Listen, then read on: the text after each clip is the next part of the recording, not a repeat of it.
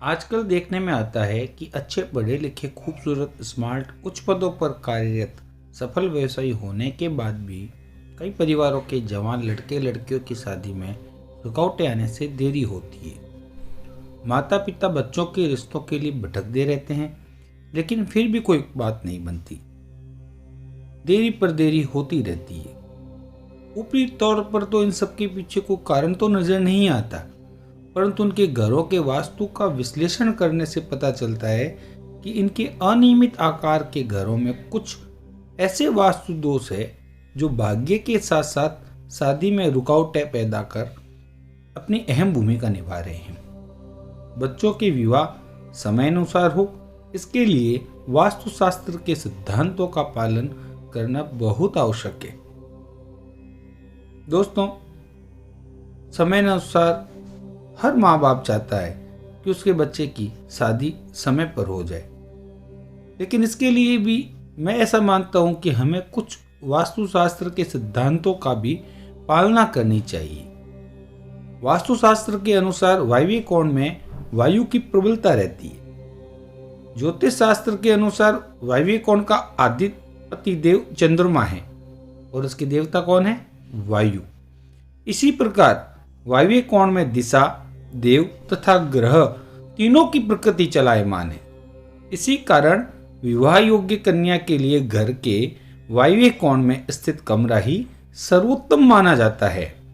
और यदि वायव्य कोण में किसी का कमरा न हो तो उसके लिए यह बताया गया है कि आप उत्तर दिशा या ईशान कोण में स्थित कमरे, ईशान कोण में जो कमरा है उसमें जो स्थित वायव्य कोण है उसमें इसकी व्यवस्था की जा सकती है। कमरे का रंग हल्का गुलाबी या आंखों को सुंदर लगने वाला कोई हल्का रंग ही होना चाहिए। कभी भी नीला, काला, स्लेटी जैसे हल्के गहरे किसी प्रकार के और दूसरे रंगों का उपयोग नहीं करना चाहिए। विवाह योग्य पुत्र के लिए ईशान कोण व पूर्व दिशा का कमरा बहुत सर्वोत्तम होता है।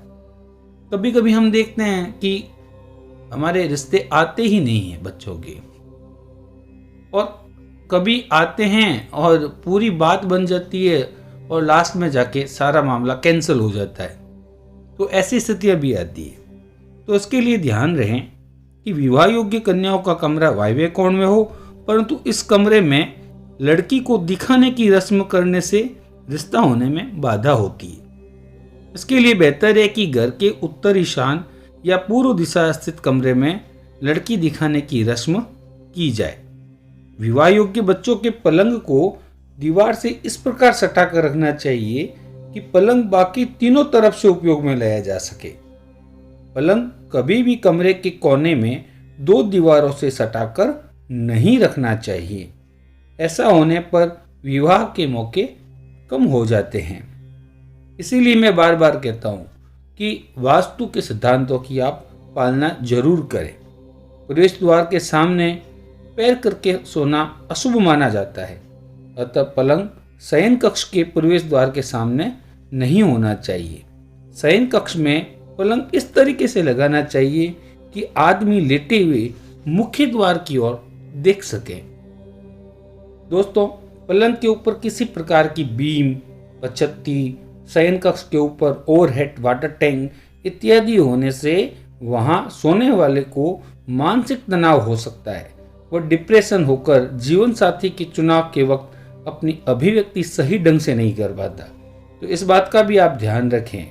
शयन कक्ष में प्रवेश द्वार के सामने बाईं ओर से कोने में यदि शिव पार्वती, माता पिता, लव बर्ड, बत्तख के जोड़े का चित्र, किसी भी जोड़े का मुस्कुराता हुआ फोटो लगाने से विवाह की संभावनाएं बढ़ जाती है।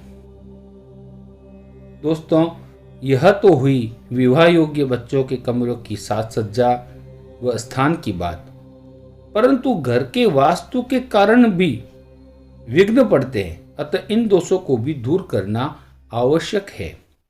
यदि बेडरूम के बिल्कुल सामने पूजा का कमरा हो या बेडरूम का थोड़ा भाग पूजा के लिए उपयोग किया जाता है, तो उस घर की मालकिन बहुत ही धार्मिक प्रवृत्ति की रहती है। उसकी छोटी बेटी के विवाह में बहुत देरी होती है, अड़चनें आती है और शादी के बाद भी सेटल होने में समस्या रहती है। यदि पूजा घर दंपति के बेडरूम में हो तो पत्नी बहुत धार्मिक प्रवृत्ति की तो होती है, समाज में भी प्रसिद्धि होती है, लेकिन बिना किसी कारण के बहुत विवाद करती है तथा बहुत ज़्यादा बचत तो करती है, लेकिन उसकी बेटी की शादी में अड़चनें ज़रूर आती है। यदि कोई कमरा पति पत्नी बेडरूम की तरह उपयोग करते हैं, वह मेहमान आकर बैठते हो, बातचीत करते हो, पत्नी बहुत ही अस्थिर और चंचल स्वभाव की हो जाती है। यदि वहाँ कोई पानी का स्रोत हो तो उस घर की पत्नी या किसी कोई पत्नी है या बेटी है, वो किसी अन्य के प्रति आकर्षण भी हो सकती है। जिन घरों में रसोई घर या बाथरूम एक लाइन में बने हैं, उनकी कन्या संतान जो होती है वह अशांत, वह अप्रसन्न रहती है और उनकी शादी में विलंब होता है।